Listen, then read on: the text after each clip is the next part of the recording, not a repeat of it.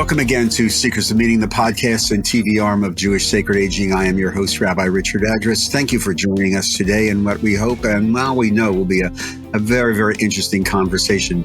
If you'd like to touch base with us, give us some ideas or suggestions or comment on these shows, please feel free to email me, Rabbi Address at jewishsacredaging.com. It is no secret that we're living in some very, very strange and interesting times within the American Jewish community, and the rise in antisemitism, the turmoil in college campuses, the questioning of really what's going on and what the next generation is going to be taking into their adulthood.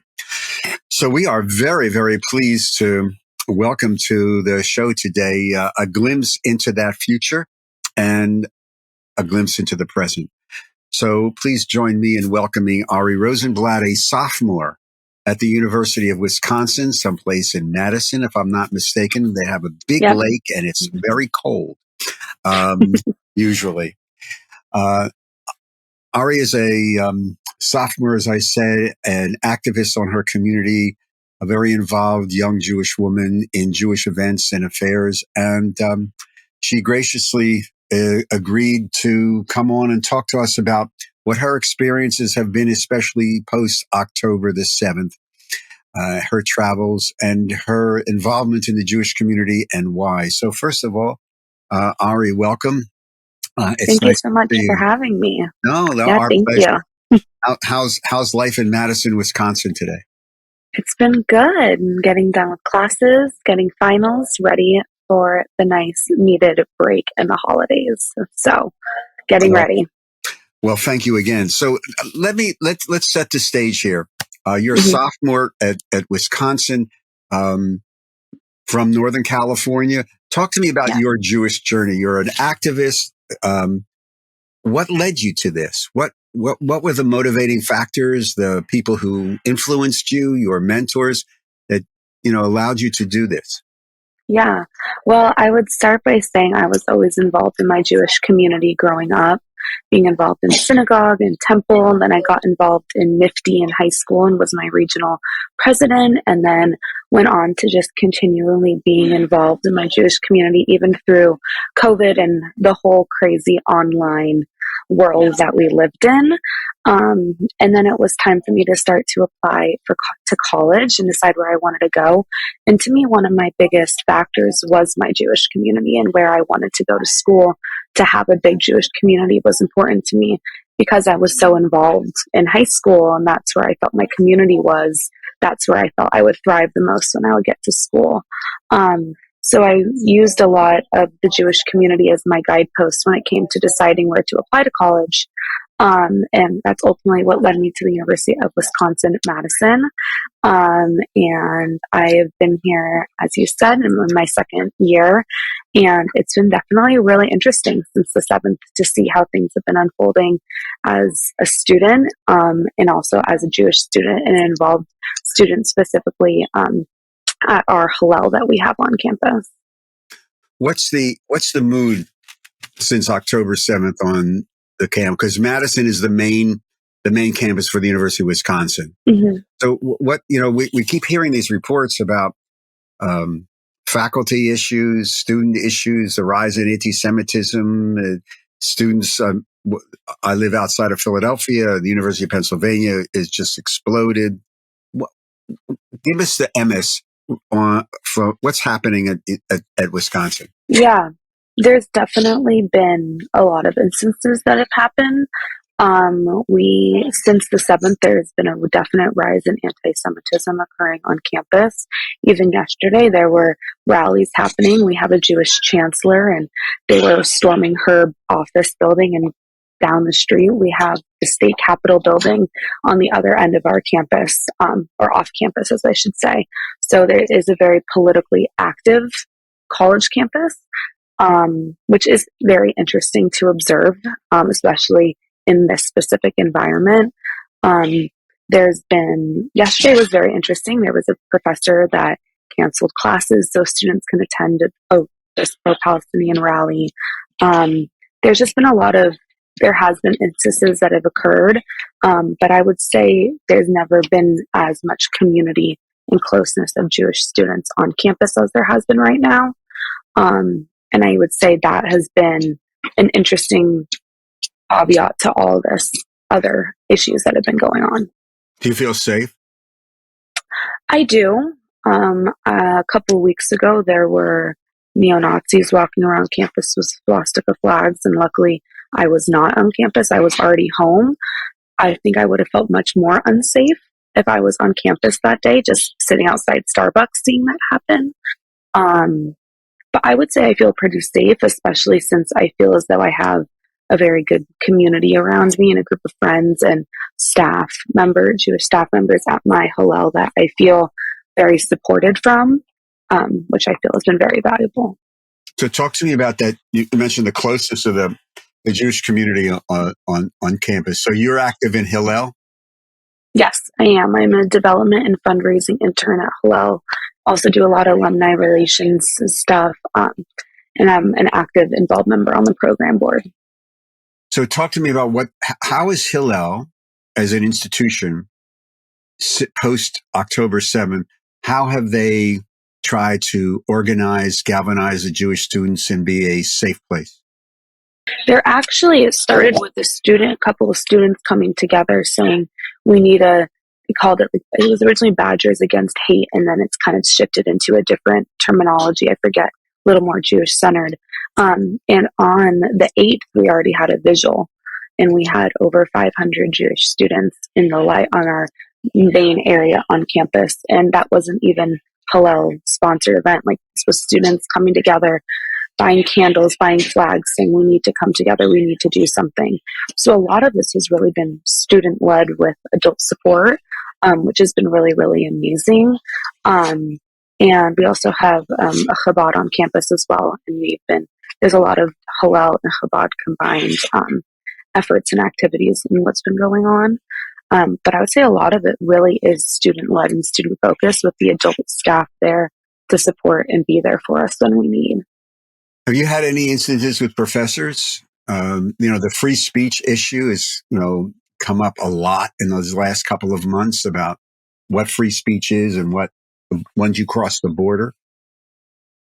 I've not necessarily had that many issues. I mean, I walk home past protests all the time, and I just have to turn my head and just keep going. And it's not fun. I mean, it's not enjoyable to hear people screaming about very anti-Semitic things when you're on your way home from class. But even I'm a sociology student, and there's Instagram accounts for the sociology department. And even over the weekend, there were some posts made, and that made me feel very, very uncomfortable, that were very not an appropriate thing for the Department of Sociology to be posting. So I actually reached out to the director at Hillel and said, what would be the best course of action? We filled out a bias report, talked with the dean of students. They've dealt with it. It's been taken down. Emails have been sent out. So I have felt safe. There's instances where I feel uncomfortable or unwelcomed, but I wouldn't say like my safety is in jeopardy. I got to ask this as a parent and a grandparent. What's the response of your parents and your family to this? Are they saying, come home right away, or we love you and support? Or both? I think I think it's both. I think when there was the specific neo-Nazis walking down campus, that was a very charged day of being like, I'm really glad that you're already home right now, and not there. But I think a lot of it is just standing up for what I believe in, and I'm being proud of me that I'm filling out bias reports and standing up for what I believe in, and saying that, like, I'm going to go stand at a visual outside, even though it could be turned into an issue. Like, this is what's important to me. This is what I feel is important in the time that we're in, and standing up for what it is to be Jewish. And I think that's been such turmoil lately, which is really, really challenging. There's a lot of my generation, who is going to look at this and hear you and say, "Well, this young woman has a lot of guts to stand up to." No, because it's a lot easier to just withdraw and say, stick your head in the ground, and say, hopefully in a couple of months this will all blow over. I doubt that's going to happen, but which is why I wanted to ask you what was the motivating factor. This is in your neshama. Uh, like you said, I have to stand up for what I believe in, and I'm proud to be Jewish. Where do you think that came from? Did it come from your parents? I know part of it came from your grandmother. I would say, yeah, I mean, being Jewish and tradition in my family is so important. I think it was no question that I would go to camp as a kid and that I would have my bat mitzvah and that I would just be involved. I mean, that was just always just what it was. And that's where I found my community as a kid. I did not have a good high school experience at all. All of my friends were my Jewish friends. Um, and I think back to the question before about like standing up for yourself, I was really grappling yesterday with when is it my problem to solve and when is it a problem that I can't solve? And is talking to the dean of students about this stupid Instagram post that they shared. Am I solving a problem that's out of my control to solve of the media, First Amendment rights, anti-Semitism, or is it more of here's how it impacted me in my experience and how it makes me feel unwelcome? And I think that was a really interesting shift that I was grappling with yesterday of feeling as though like, am I trying to solve a problem that's too big for just me to try to solve? I'm a big institution, a public university that did something that wasn't the right thing to do, that they acknowledged was the wrong thing. How's this? Do you see this moment in history which you're living in and part of it?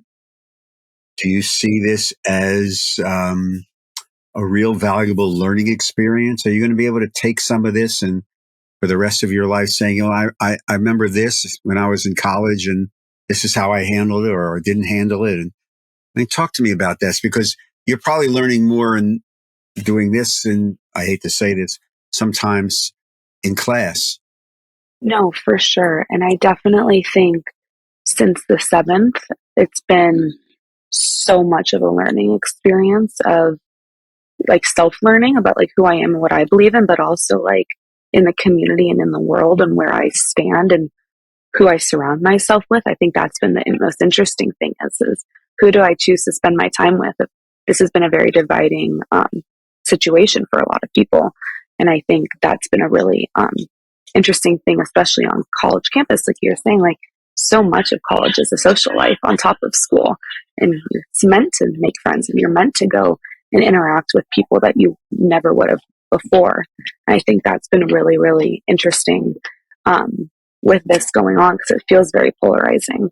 And I think everyone's dealing with it in different ways. I think the closer to October 7th we were, there was a lot more grief, a lot more sadness, a lot more confusion. I think now there's a lot more activism because I feel like people like were a little more taken back from the emotional part of it and more of the, okay, what are we going to do about it? How are we going to stand up for ourselves? How are we going to present ourselves to the community and present ourselves to our friends or even the world of that matter? I think college campuses have been such a crazy topic with all the testimonies and all the issues going on in Congress and things like that. And I think it's been really interesting to be in college, knowing that one day I'm going to look back and be like, I was a student at that time in which that was happening and how I went about going and solving that for myself. I think one of the things too is I was supposed to go to the rally in Washington, D.C. a couple of weeks ago. And that was supposed to be a big moment for us on campus. Unfortunately, flight issues and that we never ended up making it there, which made it kind of challenging. But we ended up sitting in Hillel all day and there was a big group of us watching it. And it was the most community, even though there was like 10 of us just sitting watching it on a little TV, but feeling as though like this is a moment in time I'm going to remember forever. Have you lost any relationships because of this? There's definitely people that like, I think I'll take it back. Being in the age of social media in this has been really, really interesting. I see everyone's posting everything. You're just reposting things to your Instagram story. You're posting something about it on Facebook or whatever. And I think, I don't know if I've necessarily lost relationships, but I've gained a lot more clarity about people based on what they've been posting. it makes me a little bit more reserved and wanting to continue relationships with them. But I wouldn't say like I've 100% like cut people out or terminated relationships because of this. Have you, in the context of your work with the Hillel and the group and your friends that you're hanging out with, and it's now been several months, and again, this full disclosure, we're recording this in the middle of December, and it's posting a couple of weeks later.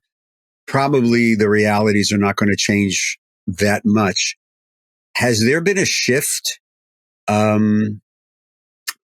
with all the news reports of the bombings and the horror that's being established in Gaza? And there's been shifts in the Jewish community now calling for enough is enough, ceasefire. There's too many innocent people getting killed.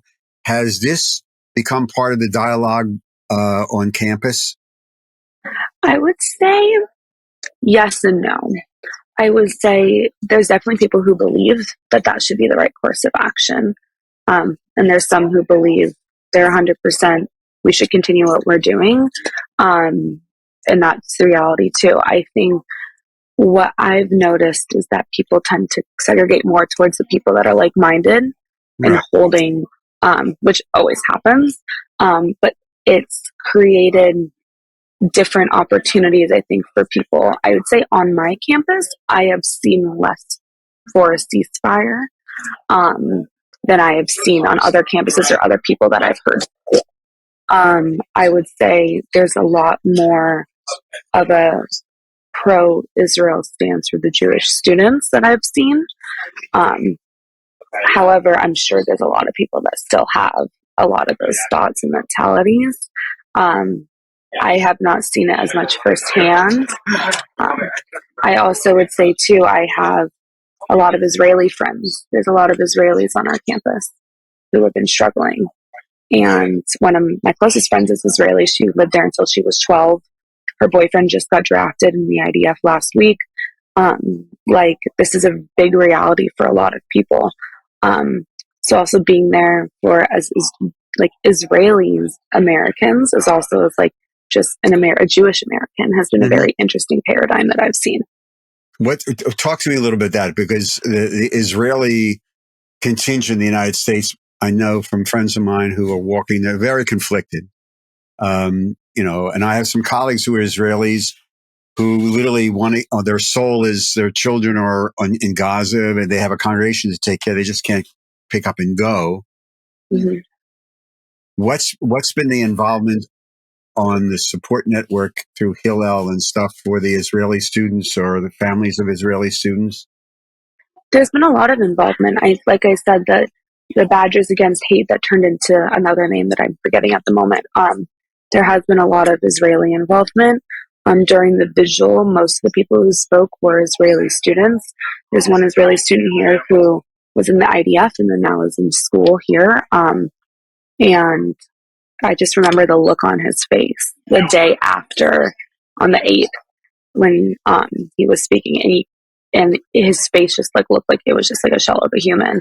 And then someone else said something that said, I feel privileged, but I feel guilty. I'm privileged that I'm in America and I'm safe, but I feel guilty because all of my friends and all of my family are there. And I think that's really stuck with me. Seeing his face and then another one making that comment, and then being one of my friends who moved to the United States when she was 12. So she's been an American citizen for a while now.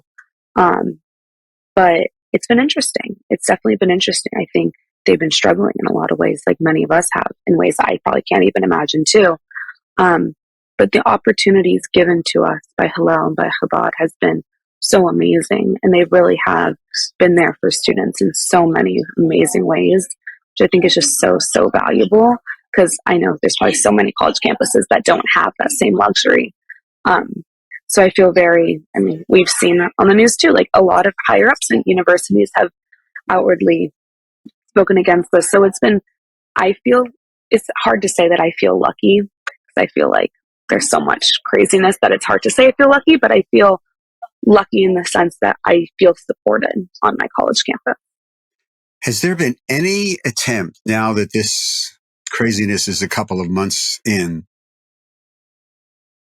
Has there been any attempt that you're aware of on campus to get out of the shouting and screaming and name calling and sit down with like-minded people who may not agree with you and try to have a rational adult conversation about differences? Or is it too raw yet?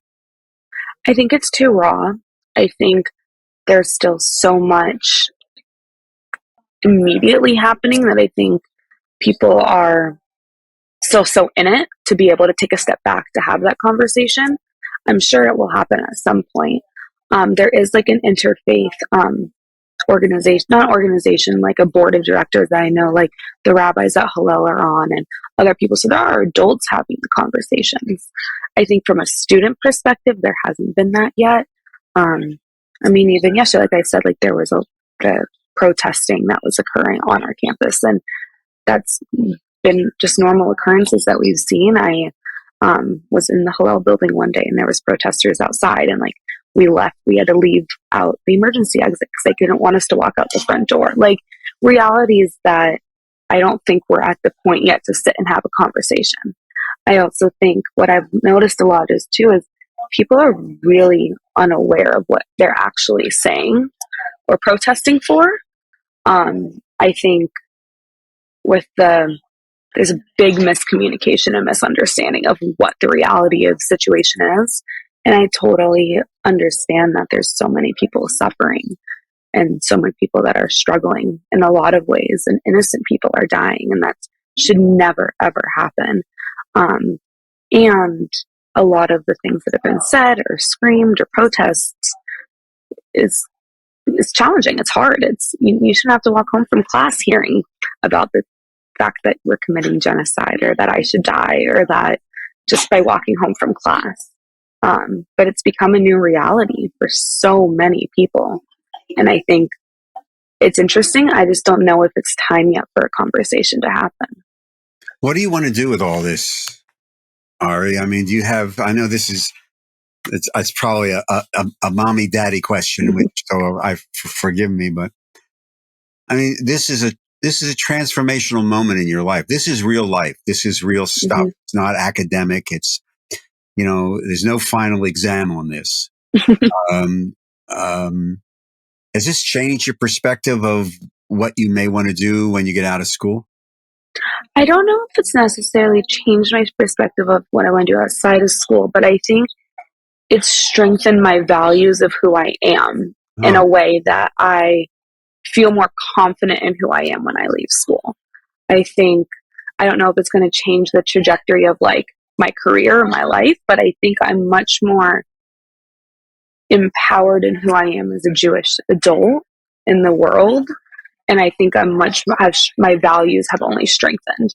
I think that's my biggest thing.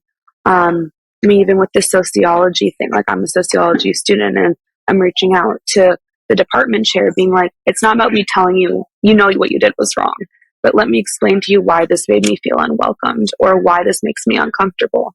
And I think being able to speak up for myself in a way that I didn't think I was going to ever have to or ever feel the need to. I think those are going to be the biggest things I'm going to take out of it. Let me ask you one is before we have to end this. There may be a family with a kid who's a sophomore. I mean, like a junior or senior in high school, somewhere in wherever, and they're Jewish and they're trying to figure out, where do I go? I want to go to, but where do I go now with all this turmoil? Mm-hmm. What advice would you give that high school senior who may be, saying, okay, my SATs are done, if they even need SATs anymore? You don't. I didn't take them. Really? Oh my God. Oh my God. That's another story. What advice would you give this Jewish high school senior who's contemplating college and where, and given all the turmoil that's going on? What advice from your perspective now would you give them? I would probably tell them to do exactly what I did, which was look at what Jewish organizations are doing on college campuses.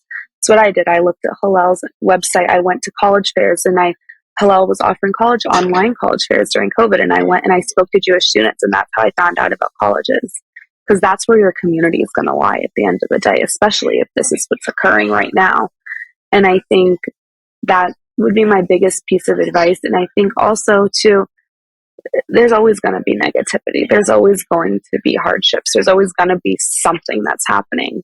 And I think college is a time in life where you're growing the most and you're learning the most and you're figuring out who you want to be in the world. And I think even grappling with where you should apply because of things like that is a very college question to grapple with. So I think I would tell them, like, it's a very normal feeling to feel the way that they would. And that to seek out the community that you feel as though you would feel involved and supported once you get to college, because that's what's going to support you the most. When I was applying to schools, like I said, I looked at Hillel's. I visited the Wisconsin Hillel here twice before I committed, and I already created relationships with the rabbi before, and even now, like, she and I are best friends. And like, because of those relationships I made before I even applied to college, and now with all this hardship going on, I feel even more supported because those relationships were already established. So those would be my biggest advice, probably. And I think just always being in the moment and taking it day by day and being really clear in who you are, what your values are. And I think that's what college is teaching us at the end of the day. And I think this, for me, is really, like I said, has propelled me even more into who I am as a person. Well, thank you. Ari Rosenblatt from the University of Wisconsin. You are a blessing. So thank you very much. Continued good luck and just stay safe. And I wish you nothing but health and joy and peace, and say hello to your family, and travel safe and good luck. And well, I have a funny feeling the Jewish community will probably be hearing more from you in the next many, many decades. Ari, thank you very much. Thank you so much. I appreciate it. Our pleasure. To all of you, thank you very, very much for joining us on this edition of Seekers of Meaning, the podcast TV arm of Jewish Sacred Aging. Again, if you'd like to make a donation to help support us and this work, go to the website, jewishsacredaging.com, and click on the donate button. If you're involved in an organization and would like to help sponsor some of these podcasts, again, just email me at Rabbi Address at jewishsacredaging.com. Seekers of Meaning is produced at the Broadcast Center of Lubetkin Media Companies in Cherry Hill, New Jersey. And a big thank you to our producer, Steve Lubetkin. To all of you, thank you very, very much for giving us your time and joining us on today's edition of the Seekers of Meaning podcast and TV. In the meantime, till we see each other again, you take care of yourself, be kind to one another, stay safe. Shalom.